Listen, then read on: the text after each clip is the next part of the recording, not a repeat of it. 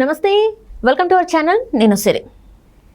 AP ఎన్నికల సమయంలో అయితే చాలామంది అంటే మాజీ ముఖ్యమంత్రి అయిన జగన్మోహన్ రెడ్డి గారు వాలంటీర్ల వ్యవస్థపై అంటే ప్రభుత్వం మారిపోతే వాలంటీర్ వ్యవస్థ ఉండదని చెప్పేసి అయితే తను చెప్పడం జరిగింది. కాకపోతే ఇప్పుడున్న మన ప్రజెంట్ ముఖ్యమంత్రి ఏపీ ముఖ్యమంత్రి చంద్రబాబు నాయుడు గారు మాత్రం ఏం చెప్పారంటే వాలంటీర్ వ్యవస్థను అయితే మేము కదిల్చేది లేదు, ఎలా ఉందో అలానే ఉంటుంది అని చెప్పేసి చెప్పడం జరిగింది. అయితే ఇందులో ఒకటి ఏంటంటే కొంతమంది మాటలు విని వాళ్ళు రాజీనామా చేసిన వాళ్ళ పరిస్థితి మాత్రం ఇప్పుడు ఎటు తేల్చుకోలేని పరిస్థితుల్లో ఉన్నారు. మరి వాళ్ళ పరిస్థితి ఏంటి అనేది మనకి వివరించడానికి మనతో పాటు ఉన్నారు ప్రముఖ సీనియర్ జర్నలిస్ట్ దుర్గా కుమార్ గారు. నమస్కారం సార్. నమస్కారం మా సిరి, మన వీక్షకులు కూడా నమస్కారం సార్. ఇప్పుడు చూస్తుంటే వాలంటీర్లపై చంద్రబాబు నాయుడు గారు మరి కొన్ని డెసిషన్స్ తీసుకున్నట్టుగా మరి తెలుస్తుంది. అంటే మనం చూసాం గతంలో చంద్రబాబు నాయుడు గారు చెప్పారు ఏంటంటే వాలంటీర్ వ్యవస్థని మేము ఎటు కలిసేది లేదు, ఆపేస్తామని చెప్పేసి అన్నారు. అలాంటిది ఏం లేదు, ఇంకా మంచిగా చేస్తాము. ఇప్పుడైతే 5,000 ఇస్తున్నారు, మేము 10,000 ఇస్తాం. ఇంకా ఒకవేళ మీరు చదువు అర్హత ఎక్కువ ఉంటే ఇంకా పెద్ద పెద్ద ఉద్యోగాలకు కూడా మేము కల్పిస్తామని చెప్పేసి చెప్పడం జరిగింది. మరి ఇప్పుడు రాజీనామా చేసిన వాలంటీర్ల పరిస్థితి ఏంటంటారు? ఇప్పుడు జగన్మోహన్ రెడ్డి గారు చాలామంది రాజకీయంగాను వాళ్ళ ఆర్థిక జీవితాలను కూడా దెబ్బ కొట్టారమ్మా. ముఖ్యంగా వాళ్ళ సొంత పార్టీ నాయకుల జీవితాలు అయితే అస్తవ్యస్తం చేసేసాడు రాజకీయంగా. ఆయన్ని నమ్ముకుని మొన్న ఇంతమంది ఆయన పార్టీలో చేరారు. ఒక్కసారి అధికారం ఇవ్వమన్నాడు, అభ్యర్థి ఇచ్చాడు, వేడుకున్నాడు. కుటుంబ సభ్యులు వచ్చి కూడా వేడుకోవడంతో అధికారం ఇచ్చారు. అధికారం ఇచ్చినప్పుడు ఎంత వినయపూర్వకంగా పనిచేయాలి, బాధ్యతగా పనిచేయాలి, ప్రజల శ్రేయస్సు కోసం పనిచేయాలి. కానీ ఆయన ఎన్ని గాలికి వదిలేసి ప్రజలనే శత్రువులుగా ప్రకటించుకున్నాడు. ఎందుకు ప్రకటించాడో తెలియదు. ఎవరైతే ఆయనకి అత్యధిక ఓట్లు వేసి గెలిపించారో వాళ్ళ మీద యుద్ధం ప్రకటించాడు, వాళ్ళని వేధించాడు, వాళ్ళని రకరకాల హింస పెట్టాడు. తర్వాత పన్నులేసి భారం పెంచాడు. తర్వాత ఆయన చెప్పిన ఏ ఒక్క హామీ కూడా నెరవేర్చలేదు. హామీలు మాత్రం చాలా గొప్పగా ఇచ్చాడు. ఆకాశం అంత హామీలు ఇచ్చాడు, ఒక చిటికెడు అంత హామీ కూడా అమలు చేయాల. దాంతో ప్రజలు 5 సంవత్సరాల పాటు అల్లాడిపోయారు ఆర్థికంగా. ఒక రకంగా చెప్పాలంటే మద్యపానం నిషేధం చేస్తానని చెప్పిన వ్యక్తి ఒక నాసి రకం మద్యాన్ని బ్రాండెడ్ మద్యం కన్నా ఎక్కువ రేట్లకు అమ్మి పేద ప్రజల రక్తం పీల్చుకున్నాడు 5 ఏళ్ల పాటు. ఆ ఆదాయం అంతా ఆయనకు వ్యక్తిగతంగా లబ్ధి చెందింది. కానీ ఆయన ఉండవల్లి అరుణ్ కుమార్ ఆయనకు అత్యంత ఆత్మీయుడు, శ్రేయోభిలాషి. ఆయన కూడా చెప్పాడు, జగన్మోహన్ రెడ్డి పాటించినటువంటి ఈ లిక్కర్ పాలసీ వలన పేద కుటుంబాల ప్రజలు అల్లాడిపోయారు. 5 సంవత్సరాల నుంచి కుటుంబాలు ఛిద్రమైపోయినాయి. కానీ ఆర్థికంగా మాత్రం ఆయన వ్యక్తిగతంగా లాభపడ్డాడు. అది కూడా ఒక రీజను ప్రభుత్వం ఓడిపోవటంలోనూ అనేక కారణాల్లో అది కూడా ఒక కారణం అని చెప్పాడు. ఇది ఎంత తీవ్రమైన విషయం. ప్రతి ఇంట్లోనూ ఎవరో ఒకళ్ళు తాగుతారు. ఇప్పుడు నువ్వు ఇచ్చేదేమో నెలకి ఒక 4-5 వేలు 3,000 పెన్షన్లు ఇస్తున్నావు. కానీ ఒక్కొక్క రోజే వాళ్ళు లిక్కర్ మీద 200 రూపాయలు ఎక్స్ట్రా ఖర్చు పెడుతున్నారు. మినిమం అంటే నెలకి ఒక కుటుంబంలో నువ్వు 6,000 తీసుకుని ఒక 2,000 3,000 పెన్షన్ ఇస్తే నీకు ఇంకా 3,000 మిగులుతుంది కదా. అట్లా కుటుంబాలని నువ్వు ఎక్కువ దోపిడీ చేసావు, వాళ్ళకి నువ్వు ఇచ్చింది తక్కువ.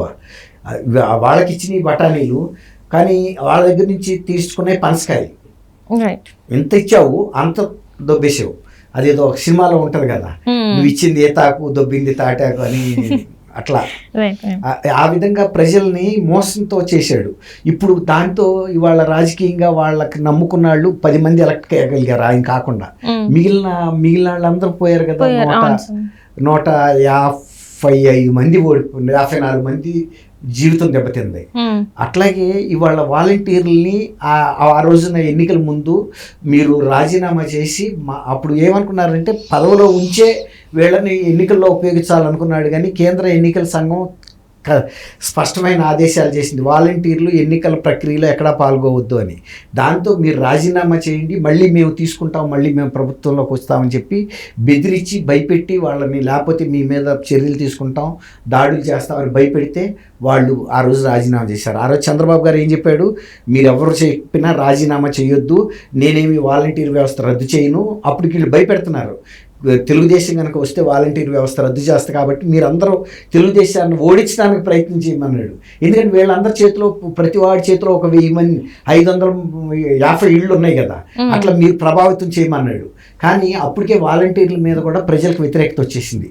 వీళ్ళు మనకి కాపలా కాస్తున్నారు తప్ప వీళ్ళు మనకు శ్రేయస్సు చేయటానికి లేరు, మన ఇళ్ళల్లో గూఢచారులాగా తయారయ్యారు అనే ఉద్దేశం మీద వాళ్ళు వినే పరిస్థితి లేదు. అప్పుడు వీళ్ళని ఎన్నికల ప్రచారంలో వాడుకోవటం కోసం ఒత్తిడి చేసి 1,10,000 మంది వరకు వాళ్ళ రాజీనామా చేయించాడు కానీ ఆయన రాలా. ఇప్పుడు చనిపోయాను, నా చుట్టూతో ఉండండి, నన్ను మీరు కారణం చేయకుండా 10 రోజులు కాపాడండి, 10 రోజుల తర్వాత నేను వచ్చి మిమ్మల్ని అందరినీ కాపాడతానంటే నమ్మి కాపలా కాస్తారు, నేను లేస్తే కదా. అట్లా ఒక కల్ట్ అంటారు దీన్ని, ఒక మూఢనమ్మకాలతో వాళ్ళని బెదిరించి వాళ్ళ ఉద్యోగాలు పోగొట్టాడు. పోగొడితే ఇవాళ చంద్రబాబు నాయుడు గారి దగ్గరికి వెళ్తే ఆ రోజున వాళ్ళు రిజైన్ చేసి వైఎస్ఆర్సీపీ జెండాలు భుజాలు పెట్టుకుని తెలుగుదేశం కార్యకర్తల మీద దాడులు చేశారు, దూషణకు దిగారు, దాడులకి దిగారు, ఇవన్నీ కూడా చేశారు. దాంతో వాళ్ళందరికీ వీళ్ళు ఎట్టా ఇస్తారు తెలుగుదేశం గవర్నమెంట్లో, మీరు వైఎస్ఆర్సీపీ తరఫున వెళ్ళి ప్రచారం చేశారు, ఫెయిల్ అయ్యారు.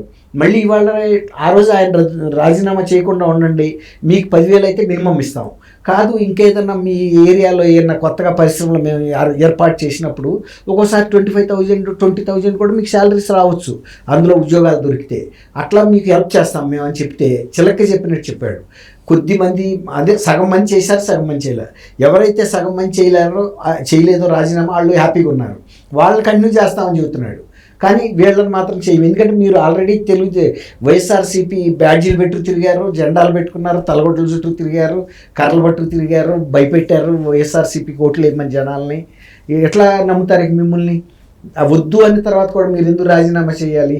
జగన్మోహన్ రెడ్డి ఓడిపోతున్నాడు అన్న విషయం వాళ్ళకి తెలియదు, ఎందుకంటే అతను ఇచ్చిన ఫీలింగ్ ఏంటంటే నేను 30 ఏళ్ల పాటు ఉంటాను కాబట్టి మళ్ళీ ఈసారి మిమ్మల్ని నేను తీసుకుంటాను అన్నాడు. కానీ ఆయనే లేవట్లేక 30 లేపినా లేచే పరిస్థితిలో లేడు. వీళ్ళు నమ్మారు కాబట్టి ఈ విధంగా చాలామంది ప్రజలు కూడా 5 సంవత్సరాలు అష్ట కష్టాలు పడ్డారు ఆయనకు ఓటేసిన కారణంగా.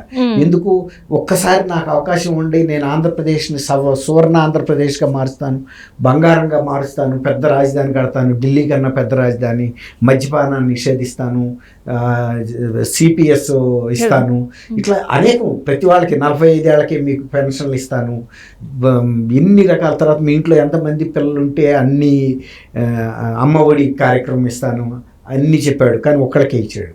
ఇట్లా తర్వాత ఈ ఆటోల మీద ఆటో ఇచ్చాడు, 10,000 సంథింగ్ ఇచ్చారు. కానీ వాళ్ళ దగ్గర పెనాల్టీల రూపంలోను పెట్రోల్ రూపంలోను విపరీతంగా వాదించాడు. పెట్రోల్ రేట్లు దేశంలోనే ఆంధ్రప్రదేశ్లోనే ఎక్కువ ఉంది. ఆ రకంగా అన్ని రకాల పన్నులు వేశాడు. అది అందుకే గ్రహించారు, అందరూ గ్రహించారు. ఇప్పుడు ఇంత మాకు సంక్షేమ కార్యక్రమాలు చేస్తున్నాను అన్నప్పుడు మా జీవితాలు ఎందుకు బాగుపడటం లేదనేది ప్రతి మహిళ ప్రశ్నించుకుంది. తను కొనే నిత్యావసర వస్తువుల ధరలు పెరిగిపోయినాయి, తర్వాత భర్త తాగే సారా ఖర్చు పెరిగిపోయింది, తర్వాత ఆయన 3 ఇస్తా అన్నాడు, ఇవ్వలేదు. ఈ రకంగా ఎక్కడ కూడా, తర్వాత చెత్త పన్ను అనేది కూడా వేసాడు, ఇంతవరకు చరిత్రలో ఎక్కడా లేదు. తర్వాత మీ ఇళ్ళని వాళ్ళ సొంత ఇళ్ళని వాళ్ళు రెగ్యులరైజ్ చేయించుకోవాలంట. ఈ రకంగా అనేక రకాల ఒత్తిళ్లు తీసుకొచ్చాడు. తర్వాత మరీ ముఖ్యంగా ల్యాండ్ టైటిలింగ్ యాక్ట్, అది దాంతో వణికిపోయారు. ఈ విధంగా ప్రజా వ్యతిరేకమైన పనులు చేయటం వలన జగన్మోహన్ రెడ్డి గారు అనేటప్పటికి ప్రజల్లో కూడా అంత వ్యతిరేకత వచ్చింది. తర్వాత ఈ కార్యకర్తలను కూడా ఆయన వాలంటీర్స్ని మోసం చేశాడు. ఇవాళ మోసం చేసినందుకు వాళ్ళు కేసు పెట్టాలి, మమ్మల్ని బలవంతంగా రాజీనామాలు చేయించాడు మాజీ ముఖ్యమంత్రి, ఆయన మీద చర్య తీసుకోమని వీళ్ళందరూ కూడా కేసులు పెడితే ఏదన్నా ప్రభుత్వం చర్య తీసుకుంటుందేమో చూడాలి. Right, thank you so much.